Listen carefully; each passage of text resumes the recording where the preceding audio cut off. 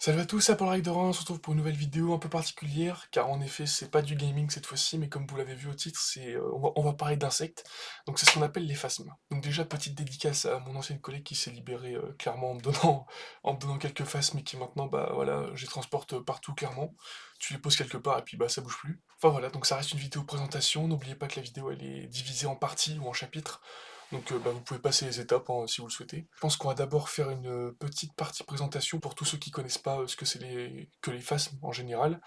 Ensuite, je vais vous expliquer comment je m'en occupe avec quelques images que j'ai pu faire et puis bah, des images sur internet. Et après peut-être parler donc des objectifs et de si j'agrandirai ou pas par la suite l'élevage. Enfin voilà, parce qu'on parle d'élevage même si ça reste quand même à petite échelle. Donc tout d'abord, comme je l'ai dit, les phasmes, donc ce sont des insectes, ils sont herbivores et selon les espèces, donc ça mange certains types de feuilles, hein. C'est-à-dire qu'à ma connaissance, donc les plus connus, c'est les phasmes bâtons, c'est aussi appelé phasmes gaulois, je crois, de mémoire, si je me souviens bien. Donc c'est ce que je vais vous montrer d'ailleurs. Donc il y a les phasmes feuilles, un peu plus rares, qui sont appelés les Phyllium celebium, ou un truc comme ça, je crois, celebium, qu'on peut différencier avec leur forme, donc en feuilles, et où les mâles et les femelles donc, se distinguent par leur taille surtout, c'est-à-dire que la femelle elle est beaucoup plus imposante physiquement que le mâle, bah, comme vous pouvez le voir pardon, sur les images.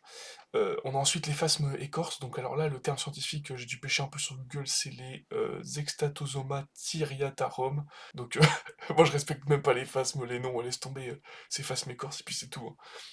Donc voilà, ils font pas forcément donc, plus gros que les phasmes feuilles, hein, mais ils sont un peu plus bruns, et voilà, donc parfois la queue, elle se retourne, bah, un peu comme les scorpions, comme on peut voir là. Après, au niveau de la dernière espèce donc de phasme que je connais ce sont pardon, c'est des Heteropteryx. Donc on va dire que ça ressemble au phasme bâton, mais c'est en plus exotique un peu. Et de mémoire, il faut être au niveau au-dessus en termes d'expérience d'élevage. Il en existe des plus rares et plus fragiles, mais bon, on en reparlera peut-être dans d'autres vidéos si j'envisage de faire une série là-dessus, une petite suite. Et mais bon, je crois qu'il y a des phasmes qui volent, mais alors là après on rentre, c'est pas de, c'est pas Pokémon non plus, hein, c'est pas la peine, hein. On va pas remplir un Pokédex d'insectes, hein. Phasme Franklin le bâton je te choisis. Donc pour en revenir à l'élevage des phasmes bâtons, donc ça a vraiment plein d'avantages, c'est-à-dire que niveau odeur, bah il y en a pas vraiment, c'est indolore. Il vous suffit d'acheter et de trouver une boîte chez vous. Donc pour mon cas, j'ai été acheter une boîte à gamme vert au Jardiland, au rayon terrarium, vivarium, je crois. Bon, un petit dédicace, un petit placement de produit qui est non rémunéré. Et puis bon bah selon les besoins, vous en prenez une ou deux. Donc par exemple, moi j'ai une grosse boîte, la verte, donc ça c'est pour la vidéo, et j'ai une petite boîte bleue, donc là c'est pour les petits, quand il y en a, donc quand elle est déportée, je les mets dedans. Parce que oui, ça passe entre les grilles, du coup faut que je dois mettre du scotch carrément dedans. Donc ça demande pas un espace spécifique, quoi, faut vraiment une température. Un espace, n'importe quoi. Une température spécifique, il faut vraiment une température, ouais, c'est entre 20 et 25 degrés, quoi. Donc l'hiver, on met ça dans notre chambre, histoire qu'il fasse un minimum chaud. Et l'été, bon, on met ça dans le salon ou dans une pièce fraîche, voilà, ça suffit.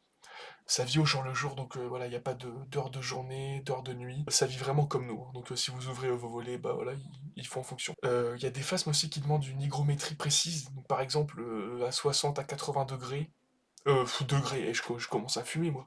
Je commence à fumer du phasme. Par exemple, donc l'hygrométrie, donc il y en a de 60 à 80% d'eau dans l'air. Donc pour ma part, moi voilà, je suis pas vraiment pro, donc je vaporise une fois par jour l'hiver et deux à trois fois quand j'ai le temps l'été par jour, parce que du coup bon, ça suffit largement. Et bon bah pas besoin d'inonder, hein, surtout que ça s'évapore. D'ailleurs en parlant d'inonder, les phasmes c'est un peu bête, donc c'est à dire que si vous mettez un couvercle pour qu'il boit dedans, en gros, faut mettre du coton dans le fond, sinon il se noie dedans.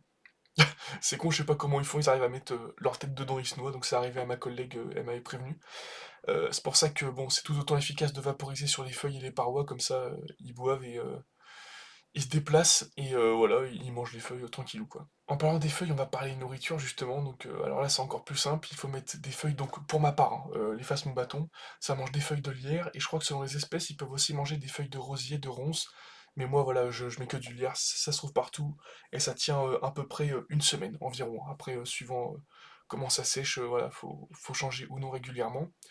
J'allais dire le seul truc à faire c'est changer les feuilles et vérifier si on jette pas des phasmes aussi, en faisant le tri des feuilles, surtout quand les petits ils naissent, faut vachement faire attention. Et à la rigueur changer le sol, enfin après donc ça dépend, moi j'ai un sol, c'est un espèce de sol, ouais, de vivarium quoi, c'est pas du tout du terreau ou de la terre. Et du coup bah bon, bien sûr les phasmes, voilà, ça a des excréments aussi, mais c'est vraiment léger. Faut pas les confondre du tout avec les œufs, quoi, quand on fait le tri. Alors je connais pas par cœur les étapes de vie, mais il y a voilà, il y a bébé, on va dire, adolescent et adulte. faut des mois avant que chaque cran ça passe en gros, enfin voilà, il faut vraiment des mois avant qu'ils deviennent adultes. Et on peut différencier le stade adulte car ils ont des aisselles rouges. Donc là je sais pas si on va pouvoir bien voir, mais voilà, donc vous le verrez sur les petites prises que j'ai pu avoir, c'est uniquement au niveau des aisselles, enfin ou des coudes avant quoi. Faut faire attention aussi car quand on change le fond, ou le décor comme je l'ai dit, bah voilà, on peut confondre les œufs et les déchets de feuilles, et voilà, car on dirait pas, mais les phasmes lâchent aussi des petites mines, hein. Ils se font plaisir les coquinous. Et donc dans le couvercle justement, j'ai voulu faire le tri, voilà, en jetant tout, et en fait je me suis rendu compte que bah il y avait une trentaine d'œufs dedans, donc j'ai failli faire une dinguerie encore une fois, et les œufs, bah, enfin, les œufs ne se ressemblent pas suivant les espèces, hein. Là ils ressemblent à des micro-glands, ou je sais pas trop ce que c'est, avec un petit bout plus clair. Et pour l'extinction, on va dire, c'est interdit, enfin l'extinction, la fin de vie, c'est interdit de les lâcher, en gros, des phasmes en liberté pour une question de biodiversité, voilà, c'est ce qui m'a été dit.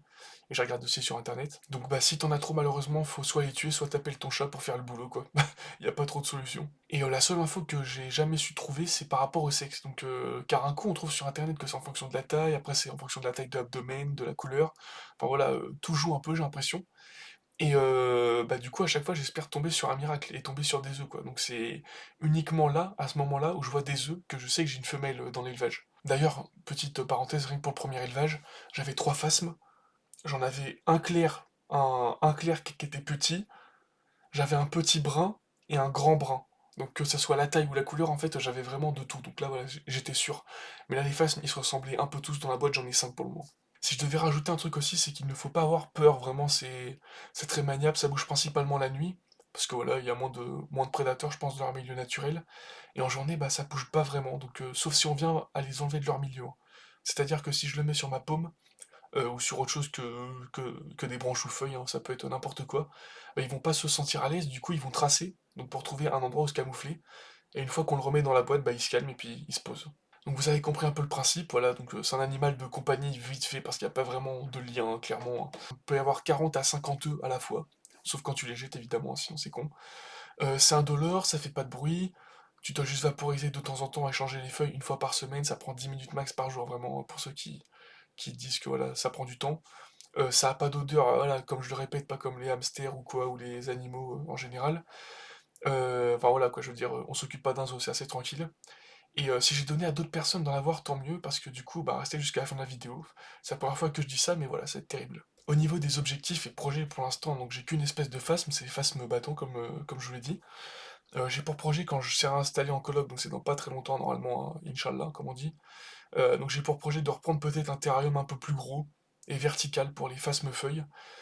J'en commanderai d'abord 4 et puis en fonction des portées, on verra par la suite. Et puis si je continue en agrandissant sur ces deux élevages-là, ou si je change encore d'espèce, enfin, voilà. Mais après, faut vraiment du temps, quoi. Mais il faudra être plus pointilleux sur les espèces ensuite, donc c'est-à-dire qu'il faut peut-être une hygrométrie plus régulière pour certains phasmes, ou un peu comme les iguanes ou les lézards d'élevage, quoi.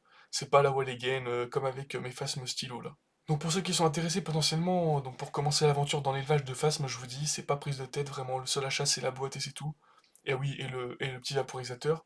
Car le sol, voilà, j'ai pris la gamme vert, mais du terreau ou de la terre, ça va très bien. Vous pouvez acheter des décors ou les trouver très bien chez vous, hein, des pierres, des gros bouts de bois, des morceaux de bois, voilà. Tant qu'ils peuvent se camoufler, c'est nickel. Mais du coup, pour ceux qui s'y intéressent, comme je viens de le dire, je pourrais vous en donner selon le nombre, hein, que j'ai au final. Donc je peux vous les envoyer que quand ils seront ados, par contre, hein, parce que c'est trop petit. Si je vous les envoie quand ils sont en bébé, il y a des risques d'écrasement, je pense.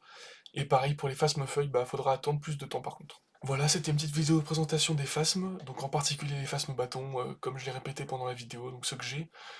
Qui sait, je ferai peut-être une nouvelle vidéo en compagnie des phasmes-feuilles ou avec plus d'objectifs que prévu. Si vous avez des questions ou des avis, n'hésitez pas comme d'habitude, hein, l'espace commentaire c'est fait pour ça, voilà, je suis pas pro mais c'est toujours utile. Sur ce, je vous souhaite une bonne journée ou une bonne soirée, ça dépend de quand vous regardez la vidéo. Allez, ciao bambino, le phasme stylo.